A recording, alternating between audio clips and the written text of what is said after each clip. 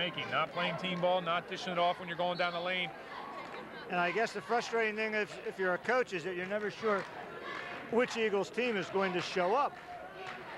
That's true of any sport. I know that in track and field, you're not sure whether you're going to have an on day or an off day, and you could win a meet and then you have an off day and nothing happens. And Lever's pass intended for Thompson underneath goes out of bounds. Eagles with Crutchfield, Jenkins, Johnson, Thompson, Lever.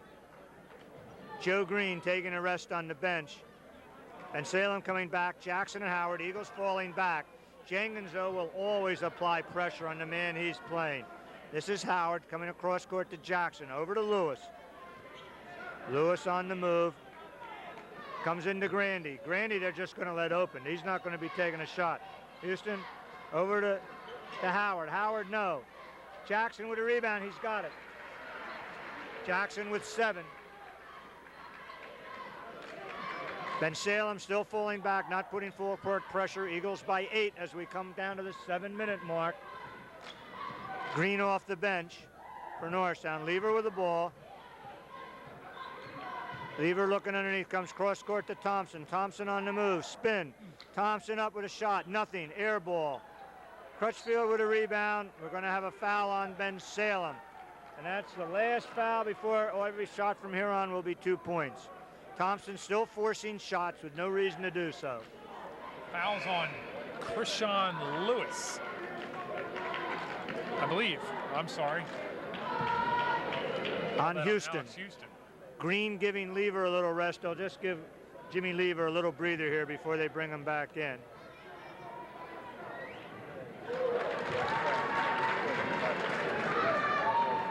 Shot by Crutchfield is good. Crutchfield's got them both. 10 points for Ty. In double figures along with Joe Green, who has 12. This is Lewis, over to Jackson, to Howard. And the Eagles actually are in a situation where they can let Bensalem take as much time off the clock as they want because the Eagles have the lead by 10. Ball comes into Grandy, no. Rebound Houston, ball blocked by Green. Good defensive play. Over to Thompson. Thompson on the move, looks underneath Johnson, can't hold on to it. Saves to Jenkins. Jenkins on the drive, goes in, ball blocked. Crutchfield, ball blocked. Have the up and down. Ty Crutchfield. Up and down, ball going over to Bensalem. Eagles by 10. There's a lot of unhappy basketball players on the court right now. They don't like the way the referees are calling this game, the up and downs, the fouls, but the men in black and white had the final say. And that was clearly an up and down. Howard with the ball. Bensalem is going to have to, sooner or later, stop being patient, because they're going to have to toss up shots. There goes Lewis with a 3. He's got it. 20 points for Krishan Lewis. The lead is 7. Jenkins with the ball. Eagles want to be patient now, get good shots. There is no reason for them to force the action. Jimmy Lever off the bench. There's Joe Green. Green finds Thompson. Thompson on the move. Thompson goes outside to Jenkins. Jenkins with a reverse dribble. Over to Thompson. Eagles taking some time off the clock now. There's Jenkins. Over to Thompson. Thompson on the drive. Goes all the way. There's a lot of moon air. Rebound. Joe Green, yes. Joe Green with 14. Another offensive rebound for Green. Strong off the boards. This is Jackson. Jackson to Howard. You can see they want 3-pointers to Grandy. Grandy goes over to Howard. Howard up top, finds Grandy. Grandy on the drive. He's going to go back to Howard. He does. Howard loses the ball. We're going to have a reach in, and I'm not sure about that one. Lever for Jenkins. 5th foul against the Eagles. 4:49 and counting. Eagles by 9. 50-41. Ball comes to Houston, to Lewis. Lewis back to Houston. Over to Jackson. Jackson with a 3. He's got it. Reggie Jackson with 10. The Owls are climbing back into this one, 50-44, down by 6.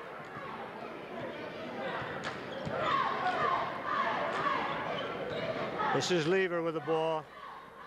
Lever dribbling outside. And again, Eagles have no reason to take anything but good shots. Spin around Crutchfield, that's what I mean. A little 10-foot jumper, exactly the shot you want to see him take.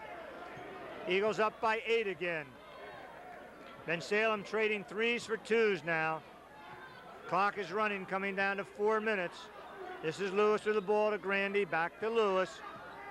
Eagles, it looks like the Eagles are in a man-to-man now. Boy, battle here. Houston and Dawad Johnson going after each other underneath. Ball comes to Jackson to Lewis. Lewis open. Somebody lost his man. Lewis with a 3. 23 for Krishan Lewis. 52-47. Lever with the ball. Eagles, once again, have no reason to force. They don't have to throw shots up at 5 seconds. And here goes Crutchfield with a long shot. Not a good shot. Ball blocked. Joe Green, you should dish it out right here. Dish it outside. Crutchfield, we're going to have a walk. And I don't understand why Crutchfield would throw up a three-pointer at that point. Joe Green standing right under the basket. He doesn't have a shot. Dish it back out to the front. Waste some time. I'm sorry. Screaming and yelling. I don't know. There's a fan to our right here standing up, and I'm going to quote him exactly. You all got the lead. Why throw the ball up? Couldn't be said any better. Sometimes they say the fans are the best people at a game, and I believe that one. He better watch cable TV or he'll see himself or hear himself. They're leading by 5 points, and they're taking really wild shots. I just don't understand it. And Coach McGee's got to be thinking the same thing. Am I looking at the scoreboard wrong or what? But he does have a 5-point lead. They should have dished it back out to the key, at top of the key, and wasted some more time. You know, I'm looking at the stat sheet, and I don't like to talk bad about him because he's one of my favorite players, Lofton Thompson. He does not have a field goal tonight, and he's taken 10 shots from the floor. He is 0 for 10 from the field for field goals. Luckily, he's 5 for 8 from the free throw line to take 5 points. But Norristown's just not playing the kind of basketball that's going to propel them further in these playoffs. Now, the amazing thing is, Neil, we said this, is to hear some of the fans up here screaming the same things we have been saying, and I'm sure Coach McGee and the rest of the coaching staff has been telling them, you're up by 5 points, 7 points, you don't need to shoot an NBA three-pointer from the outside. You got to have patience. Actually, the ironic part right now is Bensalem is the team showing the patience on offense, and Norristown is the team that is forcing its shots. Gee, you think they were behind by 10 points? They're trying to throw up all these shots. Norristown fans sitting on their hands. Bensalem fans, they're standing up. Set the scene. We got 3:14 left in the game. The Eagles lead by 5. Bensalem on the line with Grandy, and actually, watching the way Grandy shoots, I'd be willing to have him on the foul line with the game in line. And maybe he can shoot fouls, but he sure hasn't had any success from the field tonight. But nothing but Twine on the foul line. Well, thanks a lot, Jim, because you just put Anthony Grandy on the free throw line, and he makes one, going for a second. 52-48. Grandy ready. Second shot is up. Round no good. Big rebound, Crutchfield. Almost a walk. Jimmy Lever with the ball. Bensalem fans yelling. Let's see what the Eagles do. Bensalem playing man for man. Ball comes to Green. Green looks for Thompson underneath. Nothing there. Green on the dribble. Outside to Crutchfield. Crutchfield driving. Finds Dawad Johnson. Move. Nothing. We're going to have a foul. This is on Houston. And I'll tell you, what you said earlier, it's like none of these players have ever committed a foul out here, the way they act. Obviously, Alex Houston doesn't think he committed that foul. He ran all the way out and towards the spectators. Norristown will be shooting 2 with every shot now. Dawad Johnson on the line. Johnson with 8 points, all in the early going as he did a strong job on the offensive boards. This is an interesting substitution. Omar Jenkins coming in for Jimmy Lever. I wonder if Tom McGee is going offense-defense right now with the Nat in there to play defense. Johnson shot up, around, and out. And the Eagles need to make these foul shots. We're under the pressure situation now. All of these really count. Dawad Johnson ready with a second. Shot is up, around, he's got it. Eagles back by 5, 53-48. Full court pressure. Ball comes to Grandy. Grandy gives over to Jackson. Jackson back to Grandy. And I don't think Grandy's going to throw up a three-pointer from out there. I don't think so. Jackson, Howard, and Krishan Lewis is the guy they want to get the ball to. There's Jackson. Off to Grandy. Foul on Jenkins. That's the 7th. We'll be shooting 1-on-1. You know, talking about the free throw lines, Norristown is 11 of 18. Bensalem, 6 of 12. Actually, at 11 for 18 is far above Norristown's usual average. Jimmy Lever back for Jenkins. Again, going offensive defense. This is going to be Grandy, 1-and-1. And here always the first foul shot is the one that is the important one. Ball around and out. Crutchfield with Dwight Johnson that time with a strong rebound. Jimmy Lever coming down. Eagles by 5. Here goes Crutchfield. Crutchfield stops. It looked like he was looking for the pass that time. Joe Green back, ball blocked, battle. Smart play by Bensalem. Reggie Jackson falling out of bounds. You know, and Jim, makes the timeout we're call. Sitting here looking at this. Our fan of the game gets up and he is just totally disgusted with this. He cannot believe what's going on. You got to go find out his name. They penetrated the lane there. They took a wild shot that was a total air ball, and they're just taking bad shots right now. He's sitting next to Jason Griffin. Who is that guy? Ask him his name. Tell him we agree with him. Yeah, the guy. Neil and I have to chuckle here because we've been saying this so often, and anybody who's a basketball fan, we're going to do a little interview right after this game with a writer for the Times-Herald, Dave Spadaro, who has seen the Eagles 4 or 5 times. We had a chance to talk a little bit at halftime, and I think he's noticed, anybody who's seen the Eagles play this year has noticed that. Unless you're a blind person, I don't know. You just hear the roar, maybe you think they're playing well, but just looking at them, it's tough to come back. And we have found out his name. Ian Jackson is going behind the bleachers. He doesn't even watch the game anymore. I'm not sure he wants to watch the game. He's got 2 minutes and 15 seconds to watch anymore. Okay. Eagles not putting on full court pressure. Bensalem coming up. Eagles will go man for man. And interesting here, Jenkins is playing Lewis, the man who has hurt the Eagles so much. And we've said this so often. Jenkins is one tough defensive player. There he is, all over Lewis. Ball to Jackson. Jackson with a fake. Over to Howard. Howard with a drive. Going up. Ball no good. Rebound. Houston, no, but we got a foul. Boy, you know, Neil, Bensalem probably missed at least 5 or 6 layups. It's either on rebounds or on easy shots in there. They could easily be in the lead right now. Fouls on Joe Green, his second. Lever coming in to replace Jenkins. That's for offense. You know, you talk about Omar Jenkins and how tough he is on defense. I just think of the movie Hoosiers when they say we want to know what flavor gum he's chewing. Omar's got to know every time what flavor gum his opponent is chewing. He's all over him. Still be Houston on the line. First shot is up. He's got it. Eagles by 5, by 4. 1 minute and 56 seconds left.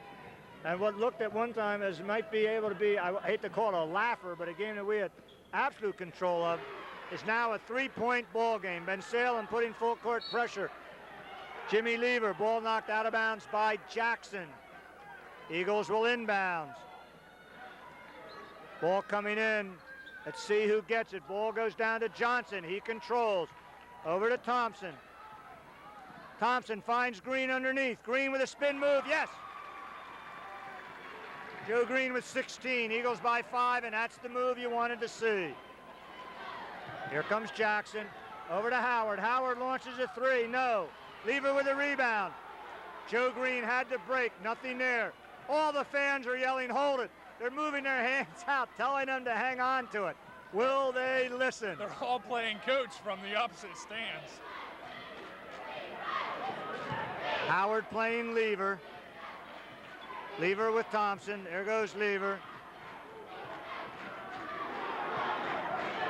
Lever coming back out.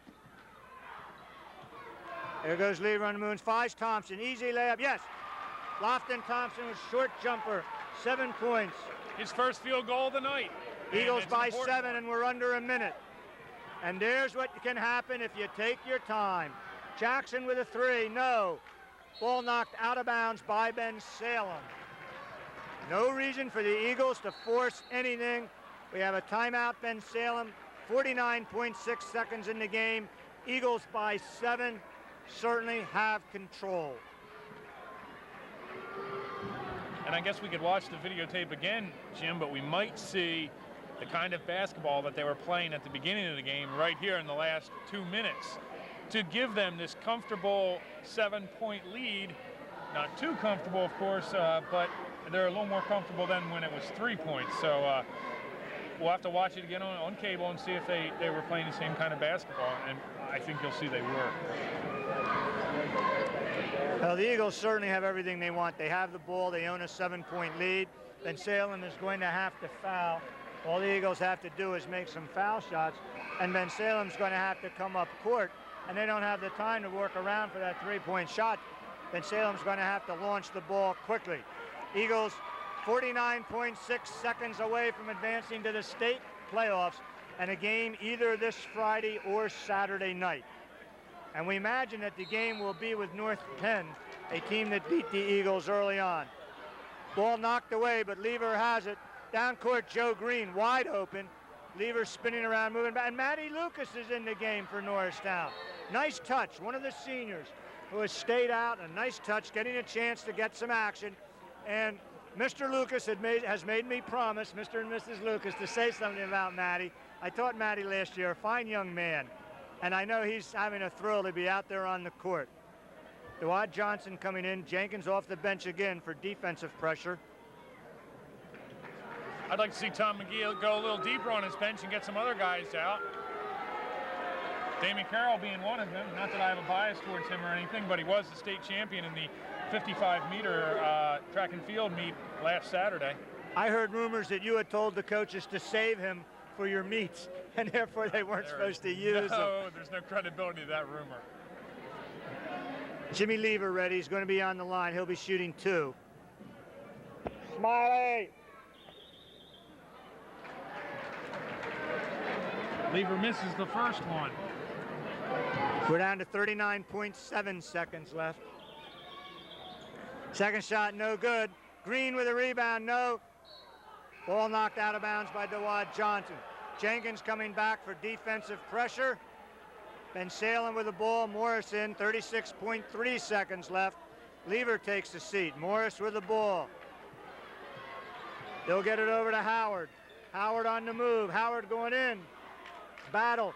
Finds Lewis. Lewis with the ball, no. Ball comes outside to Morris. What's going to happen? Over to Jackson. Jackson with a 3, no.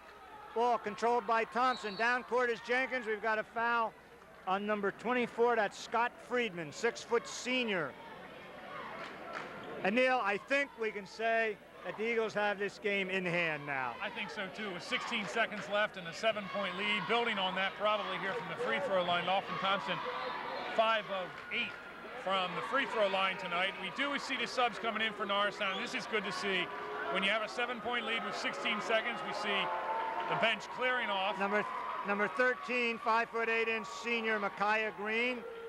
Number 35, 6-foot senior Alan Chmielewski. And number 41, 6'3" senior Matt Lewis. The Eagles have 6 players out on the court, which probably is not going to be allowed. Todd Crutchfield's standing down here in the corner. I don't think he wanted to leave the floor. I think he was trying to hide from the coaches there, but he's down protecting the basket. Thompson back to the line. He'll be shooting 2. Shots up, no good. I jinxed him, Jim. Now he's 5 for 9.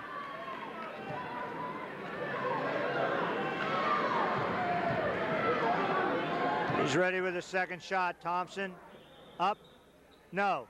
Ball comes out of bounds. This is Jackson on the break. Stops and launches a 3. Ball knocked out of bounds by Thompson. Bensalem fans looking for the foul, no call. Smart play by Jackson, though. He pulled up so he could launch the 3 because he knew he had the easy layup, but he knew that they needed 3. Ball almost stolen. Ball kicked out to Jackson. Jackson with a 3 around, no good. Ball comes out to Jackson again. Launches a 3. Ball comes out, no good.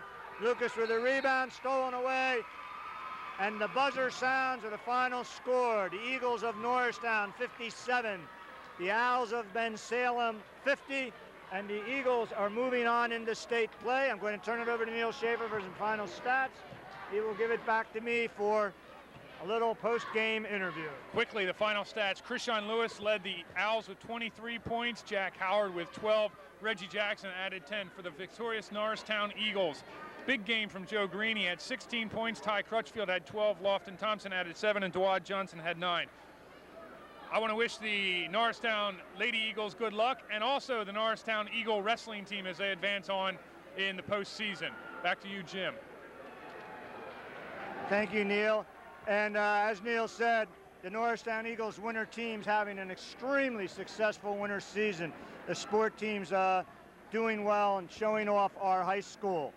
We have with us tonight, and this is really lucky, a young man sitting with me. His name is Dave Spadero. And I have a special fondness for this person. I was shocked the other day when I was reading the article about the game. Dave grew up in our neighborhood. I can remember him playing football in our backyard with my son and with other kids, and one of the most heart-rending moments of my life was when they wouldn't let me play anymore, and I had to stand at the kitchen window and watch them. Because we got tall, we became taller than you. Yeah, I know. Well, that happened pretty early on. Dave is a writer for the Norristown Times-Herald, and he's out the opportunity, a unique perspective, not only of following the Eagles in several games, but also of having seen a lot of the other teams in the district. And I'd like to talk with you a little bit about that, Dave, and then just finish up with maybe a minute or two about your other job, because I think the fans would be interested in knowing that you wear kind of two hats. But first of all, for the Eagles, you've seen the Eagles tonight. You were at the Glen Mills game. You were at the Lower Merion game.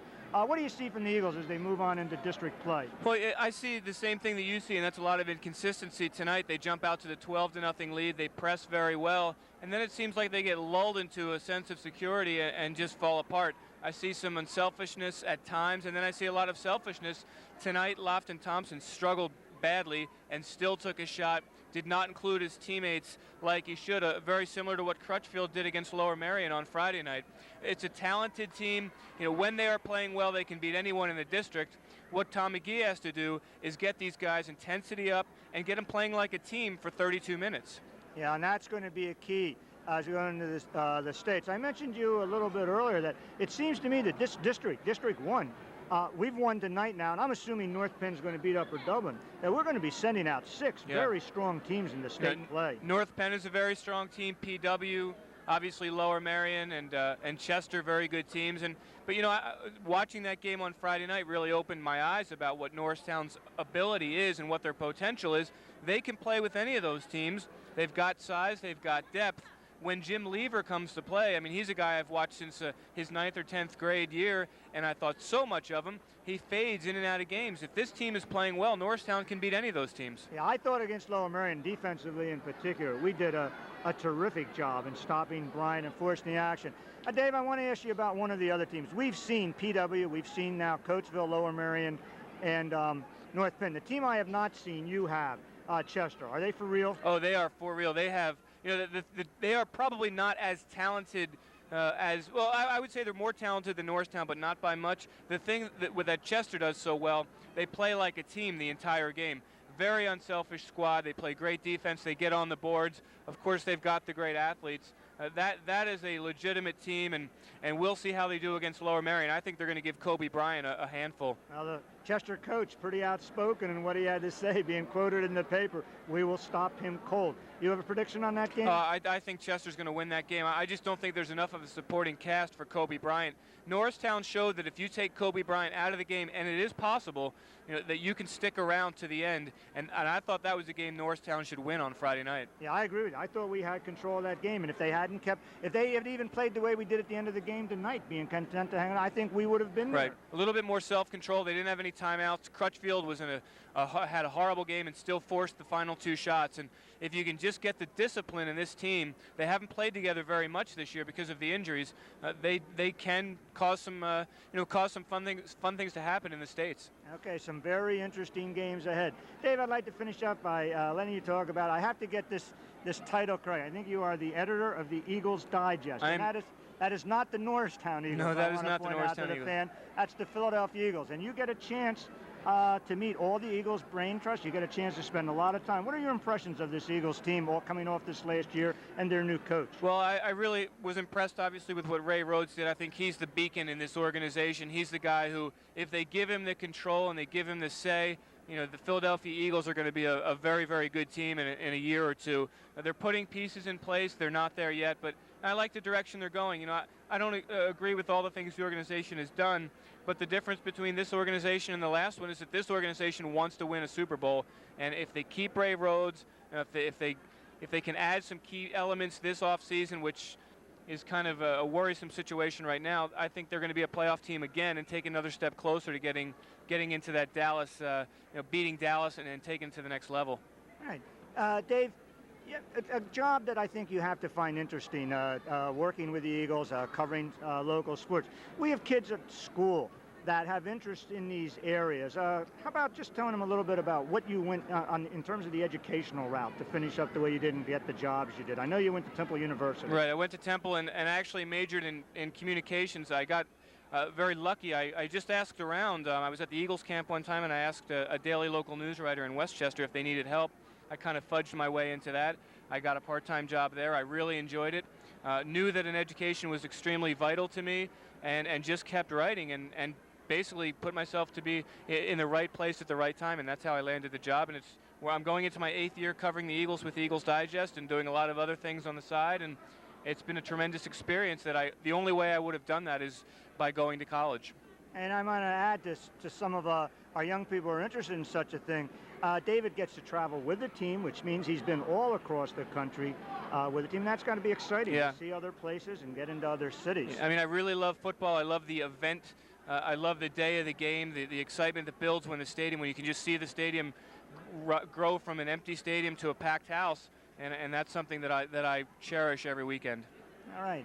I want to thank again Dave Spadaro from the Times-Herald and the editor of the Eagles Digest for being with us. And as I said, I can remember, I've known David for a long, long time. It's really great to see somebody who grew up with my son and I had a chance to see doing so well, and I'm really proud of you. And it's good to see that. Again, the final score tonight, the Eagles of Norristown moving into the state play. They still have one more game to go, playing for 5th or 6th place with a 57-50 victory. And I see across from me now the Eagles girls coming out, trying to get into the championship game at the DuPont Pavilion this Friday night. Good luck, Lady Eagles. We hope you fans will continue to support both our boys and girls team as we move into state playoffs this year. Thank you for watching this game. We hope you become fans of the Eagles.